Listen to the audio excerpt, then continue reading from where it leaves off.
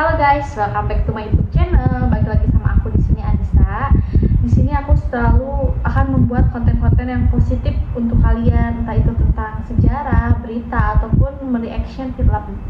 Jadi untuk teman-teman, aku minta banget dukungan dan support dari kalian dengan cara subscribe channel ini. Jangan lupa like, komen, dan share ke teman-teman kalian agar channel ini tuh bisa berkembang lebih baik. So, sebelum aku mau ngebahas mengenai apa, aku mau nanya bagaimana kabar kalian hari ini? Apakah kalian baik-baik saja? Aku berharap semoga kalian selalu dalam keadaan baik-baik aja. Oke, jadi kali ini tuh aku bakal membahas mengenai kasus, which is berita ya, berita yang viral dari dulu hingga sekarang. So, tanpa berlama-lama kita langsung lanjut ke pembahasan videonya. Keep on watching guys.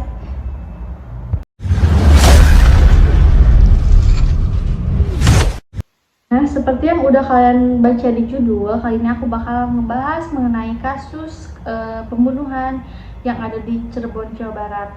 Kalau kemarin aku ngebahas mengenai filmnya, kali ini aku bakal ngebahas mengenai kasus in real life-nya ya.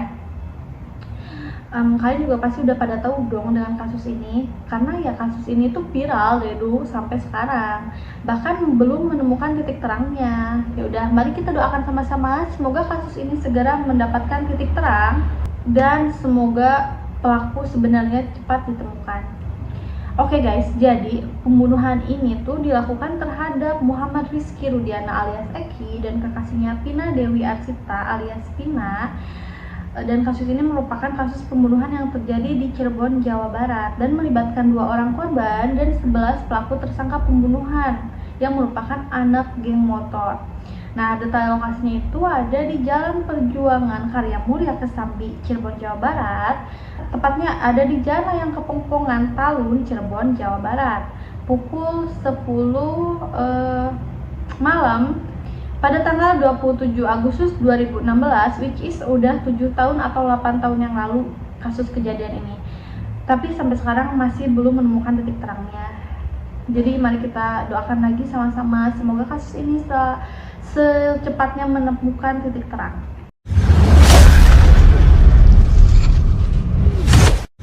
Oke guys, kita langsung lanjut ke latar belakang kasus pembunuhan ini.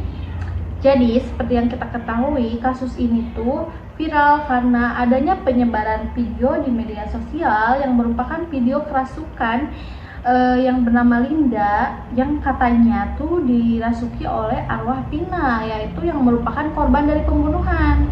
Nah, di sana Pina itu menceritakan kronologi mengenai kematian yang ia alami bersama kekasihnya Eki.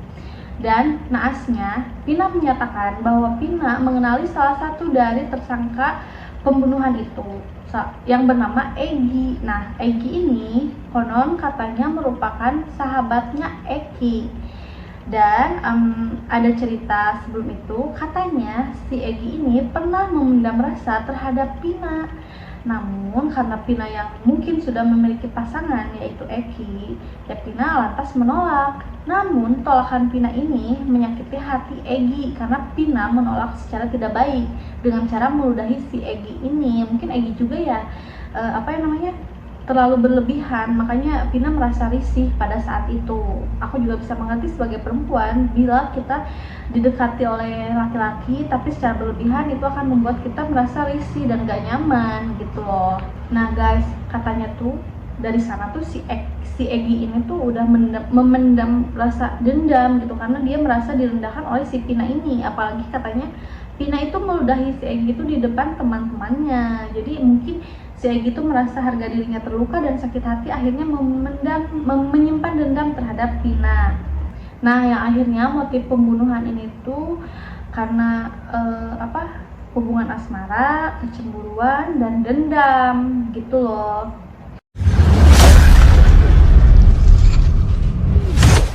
Oke guys, kita langsung masuk ke kronologi pembunuhan kasus Pina. Nah, seperti yang tadi udah aku bilang, kejadian itu udah 7 atau 8 tahun yang lalu. Nah, itu tuh pada 27 Agustus 2016 di malam hari. Pina dan kekasihnya Eki ini sedang berjalan-jalan mengelilingi kota Cirebon. Namun saat ingin melewati jalan perjuangan itu, si Pina dan Eki ini malah ketemu dengan geng motornya Egi, dan di sana juga ada Egi. Nah, karena mengetahui di sana ada geng motor yang which is musuhnya Eki, mungkin si Eki dan si Pina ini mencoba melarikan diri. Namun saat mencoba melarikan diri ini, motor si Eki ini malah dilempari batu oleh rekan-rekannya si Egi dan ditendang. Ya pasti namanya juga kendaraan bermotor yang roda 2, jadi kalau ditendang pasti kehilangan keseimbangan. Nah, akhirnya mereka tuh terjatuh, dan pada saat mereka ini jatuh, mereka ini langsung dikeroyok, digebugin dengan secara sadis dan brutal. Setelah mereka ini melemah, nah si Pina dan Eki ini katanya tuh dibawa ke base camp tempat geng motor ini. Nah di sana ya mereka langsung melakukan aksi bejatnya, yaitu memukuli, bahkan sampai memperkosa Pina, katanya memperkosa dengan secara bergilir gitu loh guys, miris banget kan. Gak hanya itu guys, konon katanya Pina itu dilindas pakai sepeda motor. Bayangin gak sih sebrutal apa kejadiannya? Aku aja yang baca ini atau ngelihat perkembangan kasusnya ngerasa kok miris banget ya gitu loh. Kok ada orang sekejam ini, kalau mau ngebunuh ya bunuh aja gitu. Tapi ini kayak semacam psikopat ya kalau menurut aku. Nah, pada saat kejadian itu, sang kekasih Eki yang melihat apa yang terjadi dengan Pina ingin mencoba melakukan pertolongan terhadap Pina. Namun sayangnya Eki juga malah dihajar habis-habisan oleh teman-temannya si Eki ini. Sampai katanya kalau si Eki ini meninggal di tempat saking lukanya parah. Kalau Pina itu masih bernyawa pada saat ditemukan katanya guys. Nah, setelah melakukan aksi bejat mereka ini, mereka itu kembali membawa korban Pina dan Eki itu ke jalan perjuangan tadi, di jembatan layang tadi. Mereka menaruh kembali korban atau jasad, gak bisa dibilang jasad juga karena Pina masih bernyawa pada saat itu. Ya intinya mereka itu mengembalikan Pina dan Eki ke jalan layang seperti semula. Mereka itu ingin ngebuat seolah-olah si Pina dan Eki itu kecelakaan tunggal gitu loh. Nah, seperti yang tadi aku bilang, si Pina ini masih bernyawa. Jadi pada saat pagi hari ditemukan, si Pina ini masih bernyawa dan pihak berwajib langsung membawa beliau ke rumah sakit. Nah, karena pas dibawa ke rumah sakit itu keadaan Pina sudah dalam kondisi yang sangat mengenaskan dan kritis, nyawa Pina pun tidak tertolong. Akhirnya Pina meninggal dunia saat sudah dirawat 2 hari di rumah sakit guys. Kita langsung ke penyidikan kasus Pina. Nah, awalnya itu pihak berwajib itu katanya mengklaim bahwa Pina dan Eki itu mengalami kecelakaan tunggal, kayak menabrak tiang listrik lalu menabrak trotoar gitu. Namun karena luka yang parah yang ditemukan di tubuh Pina, pihak berwajib itu ingin melakukan penyelidikan ulang terhadap kasus kematian Pina dan Eki. Nah, pihak berwajib itu menemukan fakta bahwa Pina dan Eki itu tidak mengalami kecelakaan tunggal. Jadi, penyebab tewasnya Pina dan Eki itu disebabkan oleh pembunuhan. Gitu guys. Jadi, pihak berwajib itu awalnya mengklaim bahwa kecelakaan tunggal, pada akhirnya mereka mengklaim kalau ini tuh kasus pembunuhan karena melihat hasil otopsi dari Pina gitu. Kayak nggak mungkin kalau Pina itu mengalami kecelakaan tunggal. Ini tuh seperti kayak ada patah tulang leher, terus memar-memar, bekas luka kayak semacam senjata gitu loh. Nah, karena kejadian itu akhirnya pihak berwajib ya terus melakukan penyelidikan ulang sampai akhirnya tuh menemukan seseorang pedagang sate yang suka berjualan di area sekitar. Nah, pada saat kejadian kebetulan tukang sate itu ada di lokasi tersebut dan tukang sate itu dijadikanlah saksi, dan tukang sate juga yang menunjukin tuh kalau misalkan base camp anggota geng motor itu di mana gitu tempatnya tuh ditunjukin sama si tukang sate. Dan ya udah akhirnya pihak berwajib melakukan penyelidikan ke base camp si para geng motor itu gitu loh guys. Nah, setelah melakukan serangkaian penyelidikan yang intensif, akhirnya pihak berwajib itu berhasil menangkap 8 orang tersangka dari 11 tersangka. Nah, ke-8 tersangka itu sudah diadili dan dijatuhi hukuman yang setara, yaitu hukuman seumur hidup kalau nggak salah tuh ya. Nah, kedelapan tersangka itu diantaranya adalah Jaya alias Kliwon, Supriyanto alias Kasdul, Eka Sandi alias Tiwul, Hadi Saputra alias Golang, Eko Ramdhani alias Koplak, Sudirman, Ripaldi, Aditya Wardana alias Ucil, serta Saka Tatal. Kalian udah tahu kan keterangan Saka Tatal setelah dia dibebaskan dari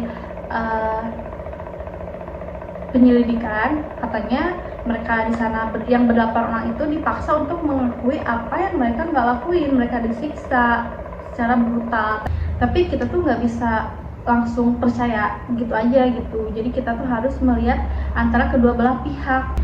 Nah, tadi aku bilang kan ada 11 pelaku. Nah, 3 ini tuh masih menjadi buron. Di antaranya adalah Andi, Dani, dan Peggy alias Peron. Nah, si Saka ini yang tadi aku bilang dibebasin, dia itu awalnya dapat hukuman 8 tahun penjara, namun akhirnya dibebaskan karena dia itu masih belum cukup umur gitu loh.